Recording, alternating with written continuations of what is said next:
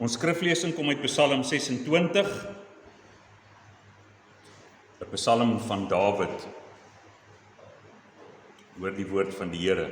Doen aan my reg, o Here, want ek wandel in my opregtheid en vertrou op die Here sonder om te wankel.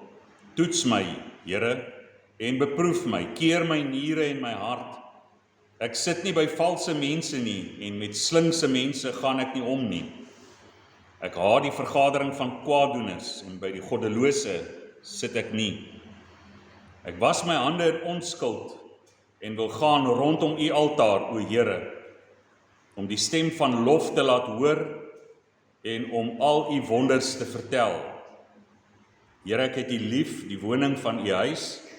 Ek het lief die woning van u huis, verskoon tog, en die woonplek van u heerlikheid.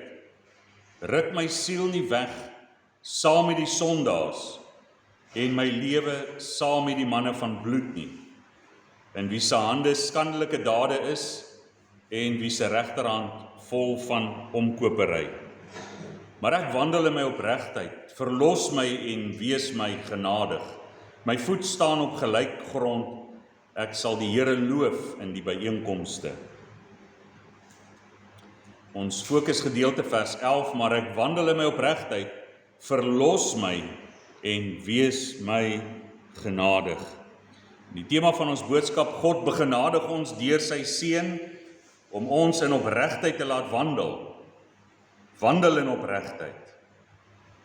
God begenadig ons deur sy seun om ons in opregtheid te laat wandel. Wandel in opregtheid.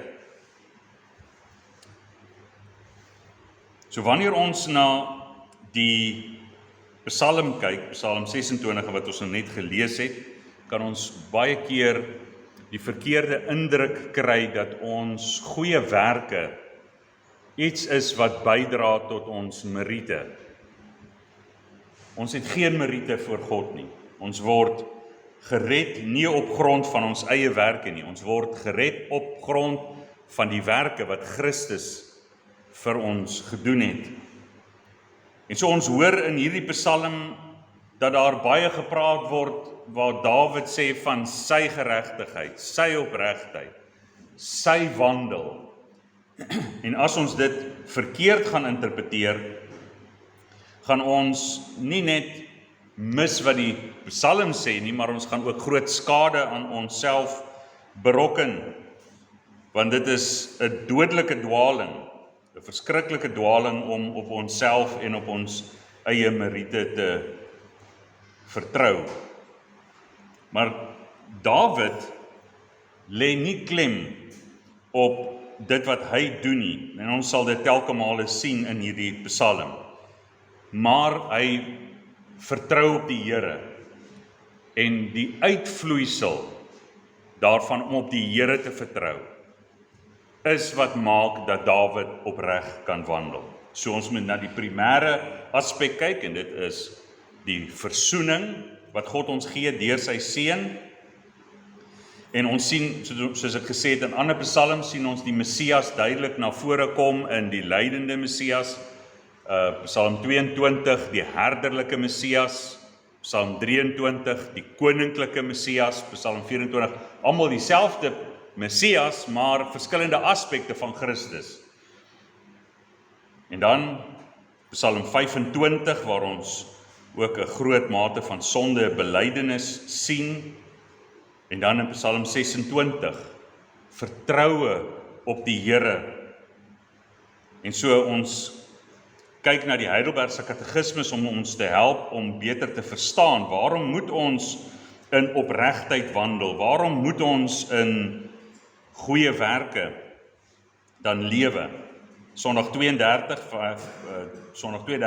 vraag en antwoord 86, waarom moet ons nog goeie werke doen, terwyl ons tog sonder enige verdienste van ons kant, alleen uit genade deur Christus, uit ons ellende verlos is?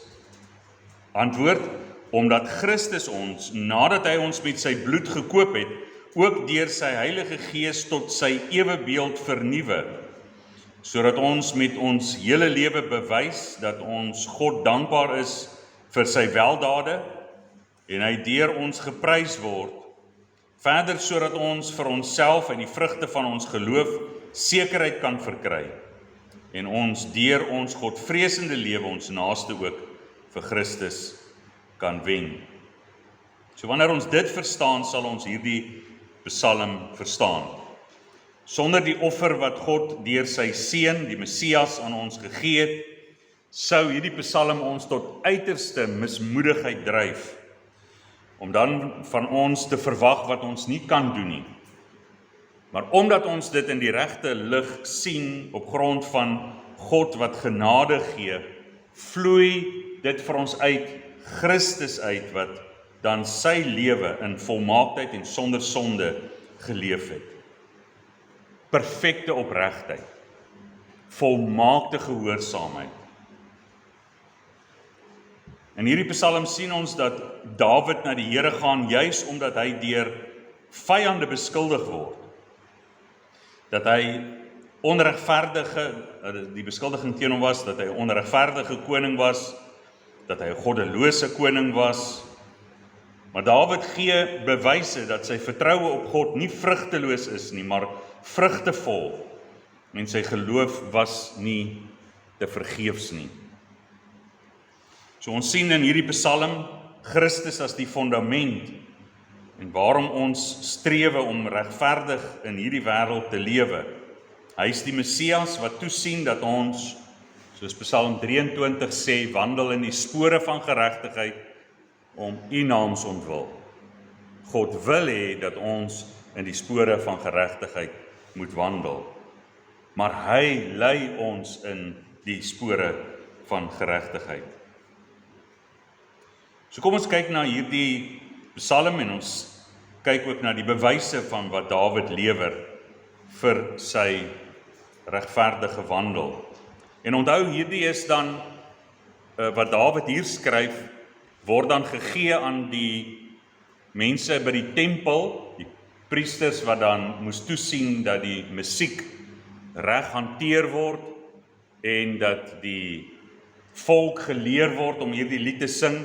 So die vyande wat teen Dawid optree kan die inhoud sien van die bewys wat hy lewer, omdat dit onder inspirasie van die Heilige Gees is, maar sy vyande kan dan nou sien dat God getuig van Dawid, dat hierdie dinge in sy lewe reg is, soos wat ons sien in ons tema. God begenadig ons deur sy seun om ons in opregtheid te laat wandel in opregtheid. Hy begin deur te sê, doen aan my reg, doen aan my reg. En hierdie woorde in die oorspronklike beteken, verskeie betekenisse, oordeel my of beoordeel my, of dit kan beteken vergeld my of verdedig my. In die Engels is een van die vertalings vindicate me, om my voor my vyande regverdig te verklaar. So die vertalers het die begrip van Dawid se pleitrede mooi verstaan en mooi vertaal, doen aan my reg. So wanneer die Here oordeel en daar 'n verkeerde weg by Dawid gevind is, dan sal die Here op grond daarvan oordeel. Wanneer God Dawid dan deursoek en hom toets en hy vind dat Dawid reg en regverdig is, dan sal God ook ooreenkomstig Dawid se regverdigheid uitspraak lewer teenoor die wat hom beskuldig. Want hierdie is nou soos 'n hofsituasie waar die mense wat hom aankla, dan kom sê sekere dinge aantuigings maak. En dis nou vir die Here om te sê of hierdie aantuigings waar is en of dit vals is. Soms het die Here vir sy volk geleer om eenkant te staan terwyl hy ingryp en sy volk red, soos by die Rooi See, Eksodus 14 vers 13 en 14. Die Here sal vir julle stry en julle moet stil wees. Maar dan aan die ander kant is daar hierdie mense wat nie soos die Egiptenare die volk agtervolg nie, maar onder die volk is en beskuldigings maak en aanhoudend voor Dawid hierdie beskuldigings inbring. So maar Dawid lewer bewys dat daar vrug in sy lewe is, 'n bewys dat hy op God vertrou. Die eerste vrug is Dawid wandel in opregtheid omdat hy op die Here vertrou. Omdat hy op die Here vertrou. O Here, want ek wandel in my opregtheid en vertrou op die Here sonder om te wankel. En ons sien dat Dawid se lewe vloei uit geloof, want wat is vertroue? Hierdie vertroue wat in God geplaas word, dit is geloof. En wat is geloof? Geloof is 'n gawe van God. Dis 'n gawe van God. En so die eerste vrug wat Dawid dan na vore bring is geloof. Geloof is nie die oorsprong nie. God is die oorsprong van ons redding, ons saligheid en ons regverdige lewe. God is die oorsprong. Uit hom as die bron vloei geloof as dan 'n bewys dat ons aan hom behoort en dat hy ons begenadig het. Die feit dat Dawid op hom kan vertrou. Want die goddelose vertrou nie op die Here nie. Die goddelose wandel in hulle eie weg, volg hulle eie kop.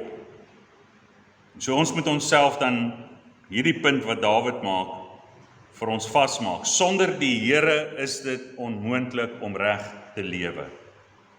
Sonder die versoening wat God deur sy seun bewerk het, is dit onmoontlik vir ons om reg te lewe. Daarom is ons vertroue op hom.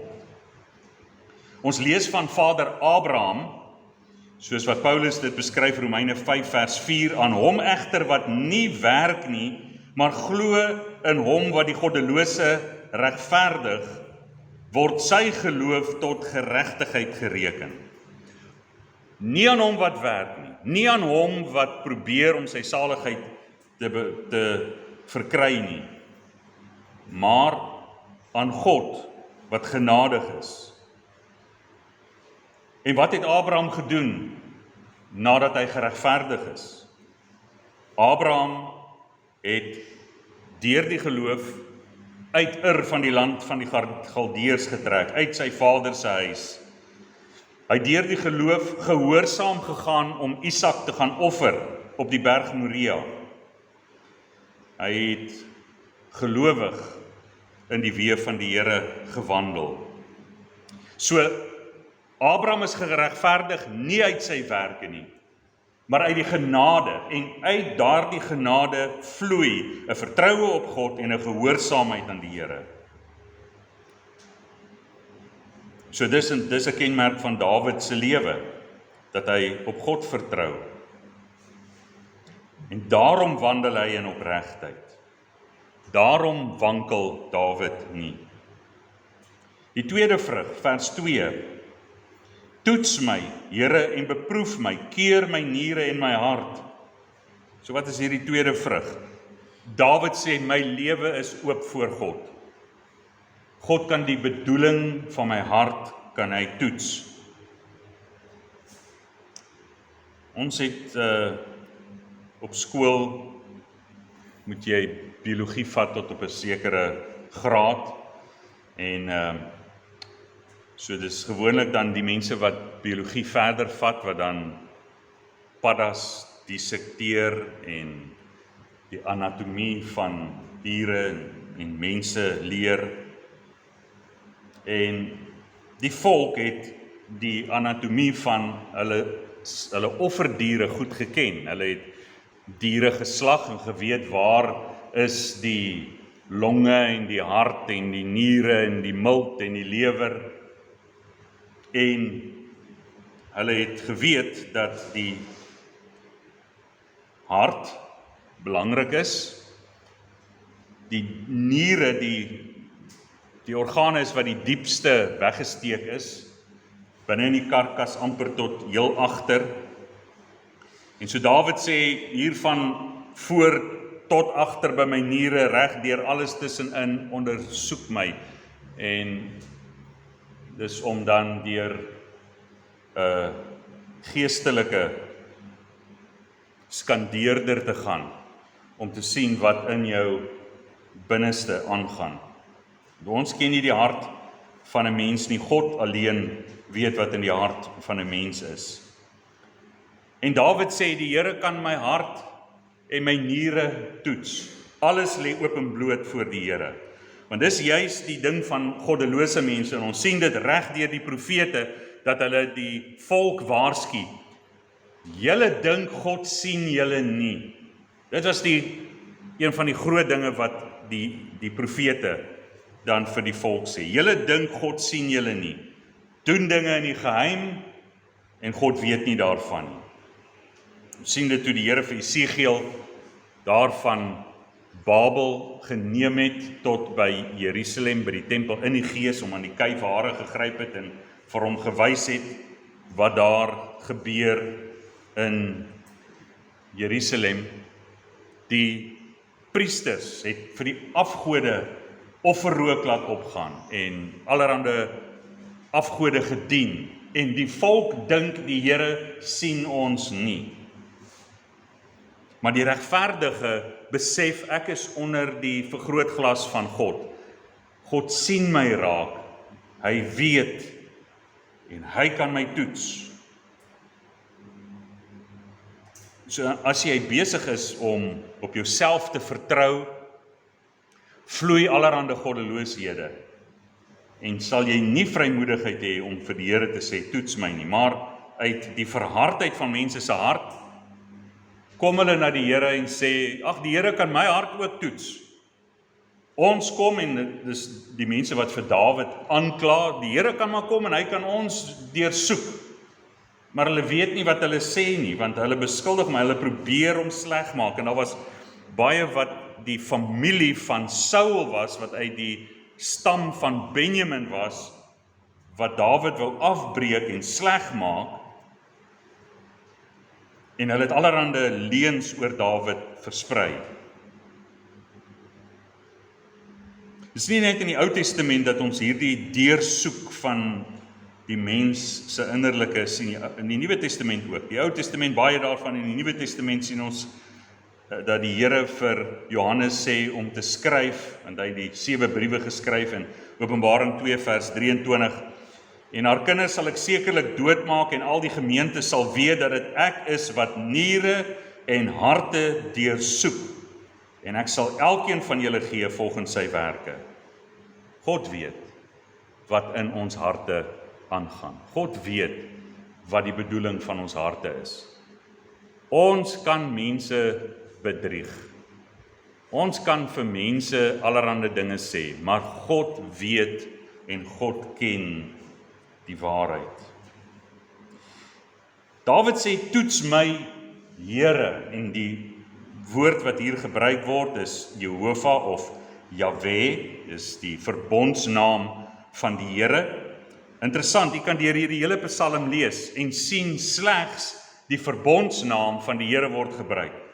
In al die ander psalms kry ons die naam Elohim, God, Adonai, Heer of Meester, El Shaddai, Almagtige, El Elyon, Allerhoogste, en so ons kry al hierdie name vir God, maar hier fokus Dawid en hy gebruik slegs die naam van die verbondsgod of God se verbondsnaam, Jahwe.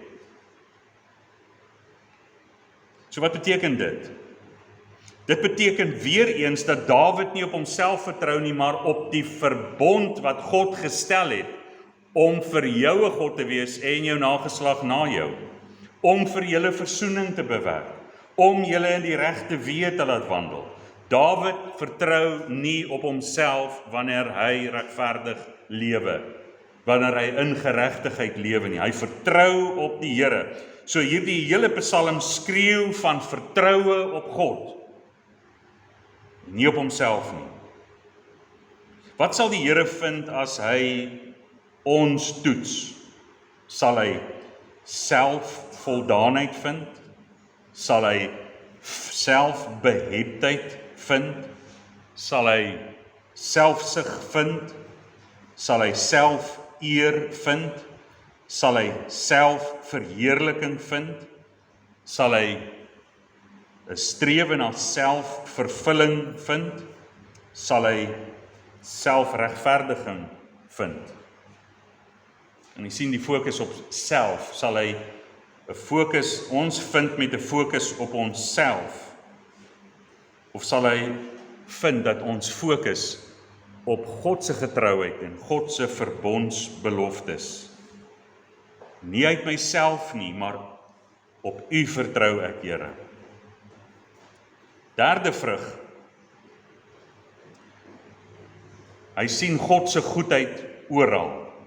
Vers 3, want U goedertierenheid is voor my oë en ek wandel in U waarheid.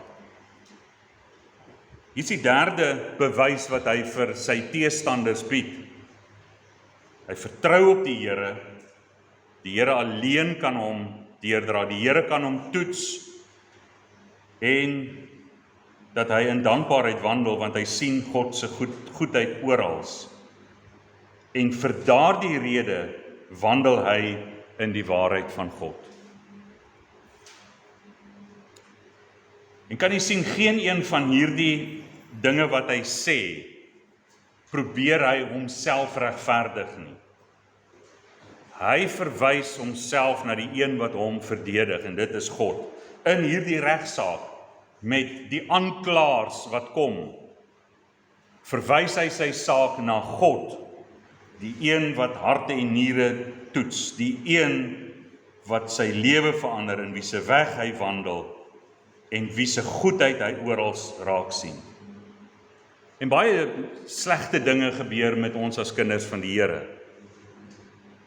Maar geloof laat ons vooruitkyk na die uitkoms en laat ons sien dat God se goedheid op die ou end sal seëvier.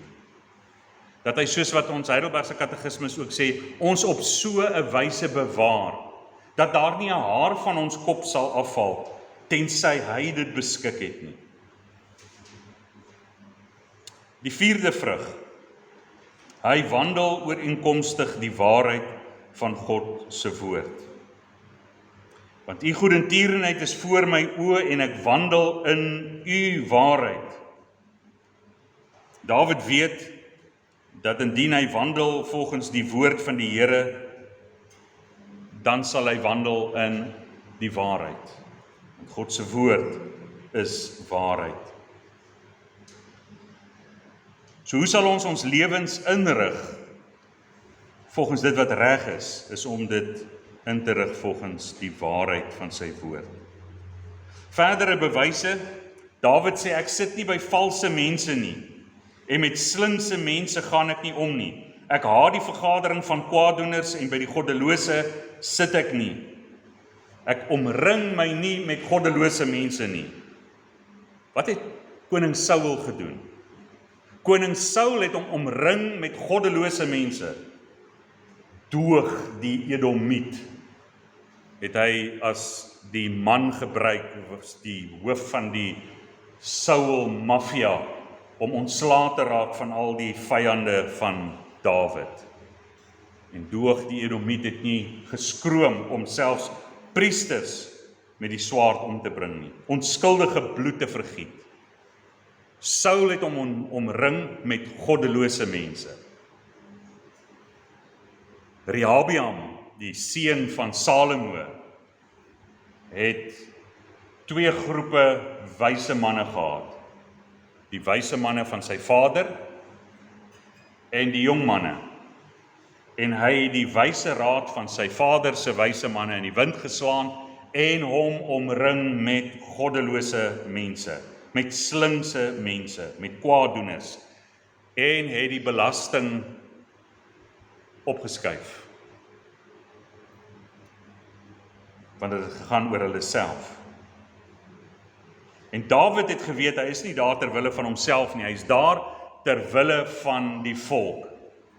Daarom het hy omgesien na die volk. En hy het hom nie met goddelose raadgewers omring nie. Dis nie dieselfde wat hierdie aanklaers van Dawid kan sê nie. Hulle bring die aanklagte en die volk weet wie die mafias is. Hulle weet wie die mense is wat hulle omring met bose mense. En soos wat Henny ook vir ons in die konsistorie vertel het van skietvoorval wat daar in Westville plaasgevind het. Mafias wat besig is om die ander een te elimineer terwille van geld, tenders.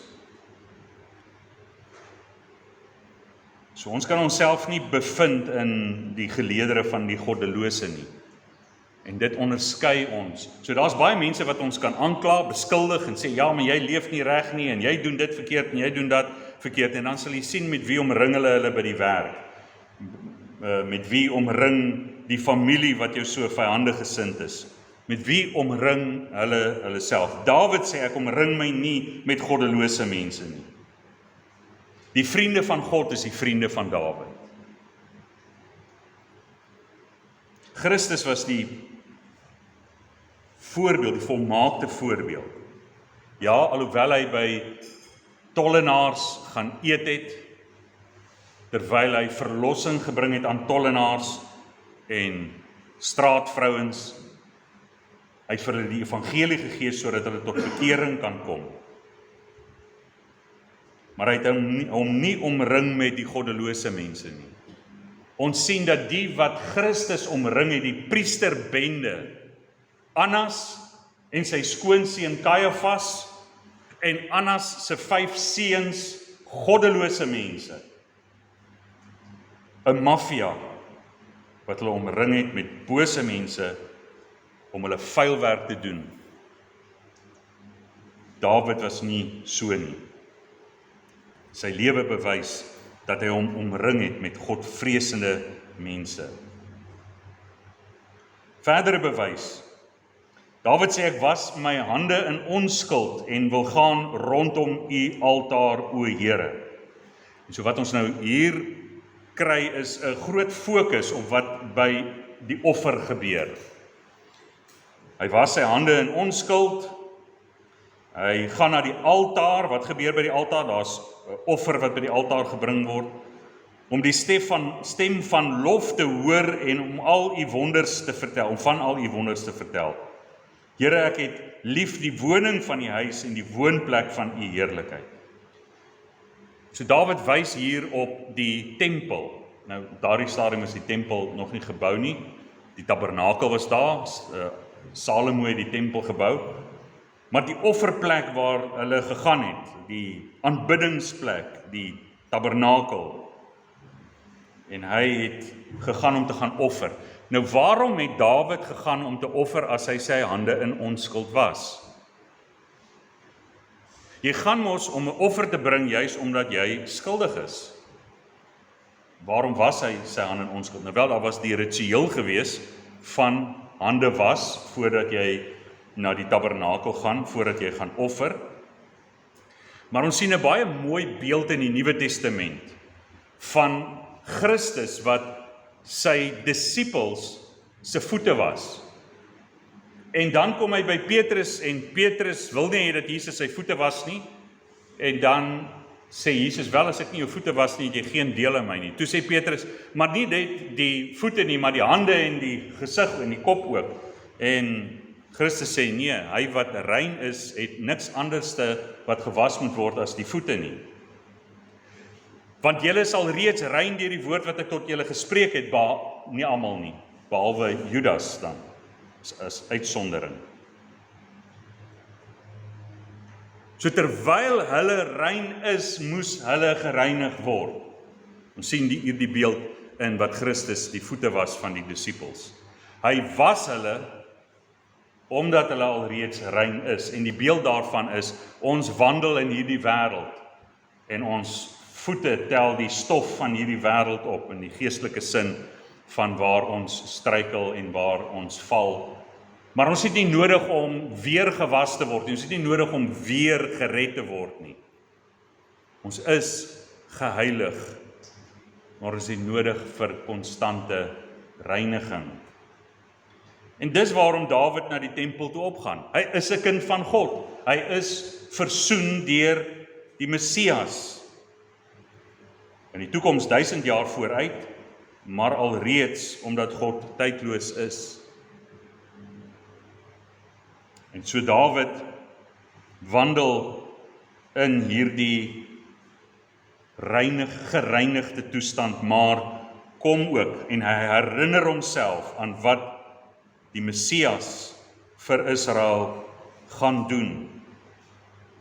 Want hy leer dit ook by Abraham wat sy seun Isak gaan offer het, en die bok die ram wat met sy horings vasgehak het, daar in die bos, en hy hom geoffer het, en hy daar in die plaasvervangende versoeningswerk gesien het, wat die Messias, wat uit sy saad uit sal kom, gaan doen. En so het Dawid dit gesien, ook in die offers. Daarom gaan hy rondom die altaar, en sy hart is vervul met vreugde, en hy sing tot eer van die Here. Uit vreugde, uit blydskap, en hy loop oor van blydskap.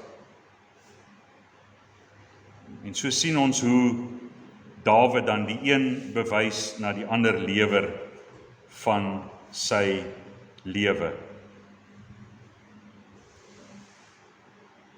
Here, ek het lief die woning van u huis en die woonplek van u heerlikheid.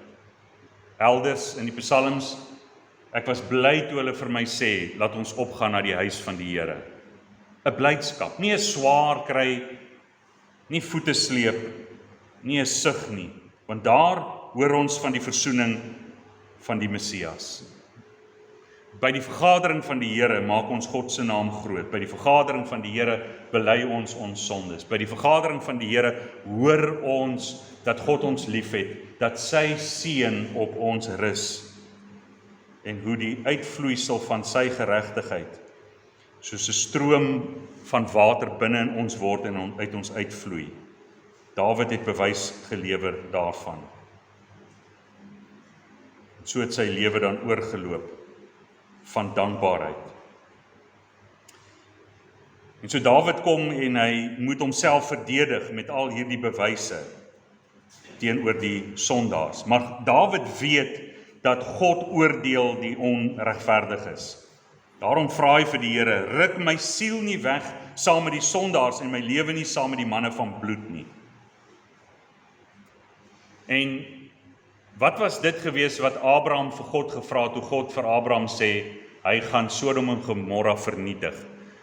Toe vra Abraham, Here, sal u die regverdige saam met die goddelose ombring? Genesis 18 vers 23. En dan weer in Genesis 18 vers 25. Laat dit ver van u wees om so iets te doen om die regverdige saam met die goddelose om te bring. Dat dit die indruk skep dat die regverdige niks vir God beteken nie, en dat hy saam met hulle die goddelose, die regverdige en die goddelose ombring. Nee, God maak 'n onderskeid. Ja, die regverdige sterf ook deur die hande van mense wat in boosheid wandel. Selfs Dawid wat afvallig geword het en Uria die Hethiet laat doodmaak het. Maar Dawid het hom bekeer. En so sien ons dan die dood van die regverdiges, die apostels. Ons sien Stefanus wat doodgemaak is, ons sien Jakobus wat doodgemaak is. Maar hy sê dat die regverdige en die goddelose nie saam geoordeel word nie. Daarom sê Jesus ook vir sy disippels, wanneer julle die stad Jerusalem omsingel sien deur die Romeinse soldate wat kom 70 na Christus, dit was toe 40 jaar omtrent in die toekoms in. Waarsku hy en hy sê vir hulle, as julle hierdie dinge sien, vlug uit Jerusalem uit. Moenie eers teruggaan om 'n beurs of 'n boekleed te vat nie, hardloop. En toe Titus en sy weermag kom en hulle omsingel die stad Jerusalem, toe maak die Jode die stad se poorte toe vir beskerming. En daar kom manne en sê vir hom, daar is 'n rebellie wat ons nie kan oorwin nie, kom help ons. En Titus het sy manne geneem en hulle is net oor die heuwel. Toe het die Jode in Jerusalem gedink, alles keer terug na normaal, hulle het die poorte oopgemaak. Die Christene het gesien wat kom en hulle het gevlug. En daarna toe kry hulle boodskap, toe kry Titus boodskap, nee, ons het reg gekom, julle kan terugkeer. En toe kom Titus dadelik terug en omsingel die stad en hulle maak weer die poorte toe en almal binne in die stad was vasgekeer gewees. God het nie die regverdige saam met die goddelose omgebring nie. En so is dit ook vir ons 'n beeld van die laaste dag. Dat God gaan kom en 'n onderskeid maak in sy oordeel teen die goddelose, maar die regverdige sal die ewige heerlikheid ingaan. So sien ons dan in Dawid se lewe dat hy naby aan die Here wandel, dat hy 'n voorbeeld kan gee van sy lewe, hoe hy in die weg van die Here wandel, en hoe hy dan teenoor sy vyande triomfeer voor die Here, omdat die Here getuie is, dat die goddelose mense dan nie reg het vir wat hulle Dawid voor beskuldig nie. En daarom het Dawid stabiliteit en vastigheid. Hy sê, my voet staan op gelyke grond en ek sal die Here loof in die vergaderings. Kind van God, hoe lyk dit in jou lewe? As jy in hierdie week vals beskuldig, is daar aantuigings wat teen jou kom en jy as kind van die Here swaar kry deur dit? Die Here is ons toevlug. Neem jou toevlug na die Here en God sal wys wie is regverdig en wie is goddeloos. Hy sal vir ons opstaan, hy sal vir ons stry. As ons op hom vertrou en hy die bron is, sal die uitvloeisel van daardie bron, van daardie oog, van daardie fontein sal oorloop in regverdigheid, omdat ons in die Here se weë wandel. Daarom, kind van God, moenie enige onheil vrees nie. Die Here stry vir ons. Daarom moet my en jou hart oorloop hier in die vergadering van die heiliges, in die vergadering van die kinders van God. Moet oorloop in vreugde, want God stry vir ons.